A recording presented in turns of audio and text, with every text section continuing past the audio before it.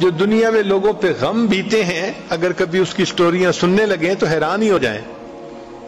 کتابوں میں واقعہ لکھا ہے کہ ایک عورت تھی، طواف کر رہی تھی، اور طواف کے دوران کہتی تھی اللہ میں اس حال میں بھی آپ سے راضی، اے اللہ میں اس حال میں بھی آپ سے راضی۔ تو ایک آدمی نے یہ سنا تو بڑا حیران ہوا، اس نے اس سے پوچھا کہ تو کیوں کہتی ہے کہ میں اس حال میں بھی آپ سے راضی، میں اس حال میں بھی آپ سے راضی؟ اس نے کہا کہ میں طواف ختم کر لوں گی نا تو میں تمہیں اپنا واقعہ سناؤں گی۔ چنانچہ اس عورت نے اپنا واقعہ سنایا کہ میرے 3 بچے تھے، میں گھر کے اندر ایک دن تنور پہ روٹیاں پکا رہی تھی، تو میرے بڑے 2 بچے جو تھے وہ گھر میں کھیل رہے تھے کمرے میں، اچانک مجھے شور کی آواز آئی، تو وہ کہتی ہے کہ میں نے جب شور سنا تو میں وہیں سب کچھ چھوڑ کے تنور پر آٹا روٹیاں تو میں کمرے کی طرف بھاگی۔ جب کمرے گئی تو میں نے ایک عجیب تماشا دیکھا کہ اس سے 1-2 دن پہلے میرے خاوند نے گھر میں بکری کو ذبح کیا تھا، اور جس چھری سے بکری کو ذبح کیا تھا وہ اس نے کمرے میں رکھی تھی۔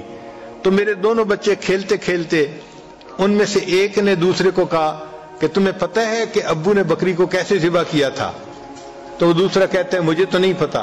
وہ کہتے اچھا آؤ میں تمہیں بتاتا ہوں کہ کیسے ابو نے ذبح کیا تھا۔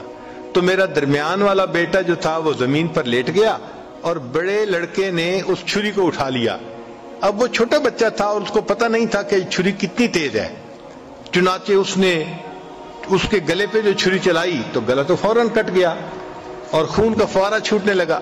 اب جب خون نکلا تو شور ہوا، اور میں بھاگی ہوئی آئی تو میں نے دیکھا کہ میرا بچہ خون میں لت پت پڑا تھا اور اس کی جان نکل چکی تھی۔ اب میں نے سوچا کہ میرا بڑا بیٹا کہاں ہے جس نے یہ حرکت کی تھی؟ وہ ڈر کے بھاگ گیا تھا اور کہیں چھپ گیا تھا۔ کہنے لگی میں نے اسے دوسرے کمروں میں دیکھا تو کہیں نظر نہیں آیا۔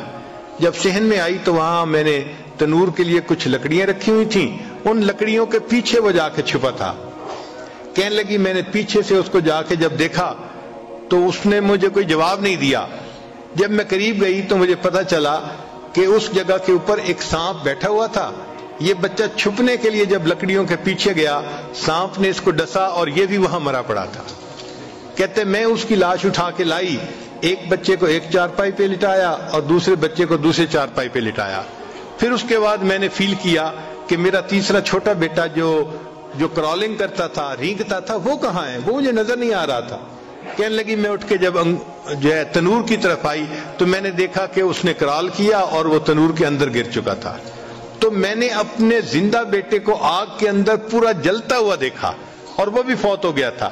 تو میں نے تینوں بیٹوں کی لاشوں کو چارپائی پہ رکھا، پھر ان کو نہلایا، ان کو کفن دیے۔ جب تینوں کے جنازے ایک دن میں گھر سے نکلے تو میں عمرے کے ارادے سے آ گئی۔ اب میں طواف کر رہی ہوں اور اپنے اللہ کو کہہ رہی ہوں اے اللہ میں اس حال میں بھی آپ سے راضی ہوں۔ آپ ذرا غور کیجئے نا اس ماں کے دل پہ کیا بیتی ہوگی کہ ایک دن میں جس کے 3 بیٹوں کا جنازہ گھر سے نکلے اور پھر وہ طواف کرتے ہوئے کہہ رہی ہے اے اللہ میں اس حال میں بھی آپ سے راضی ہوں۔ تو ہم نے کہاں غم دیکھے ہیں، کہاں تکلیفیں دیکھی ہیں؟ ہم نے نہیں دیکھی۔ ہمیں تو اللہ نے بہت سہولت کی زندگی دی ہے، بہت آسانیوں کی زندگی دی ہے۔ ہم تو جتنا شکر ادا کریں اتنا کم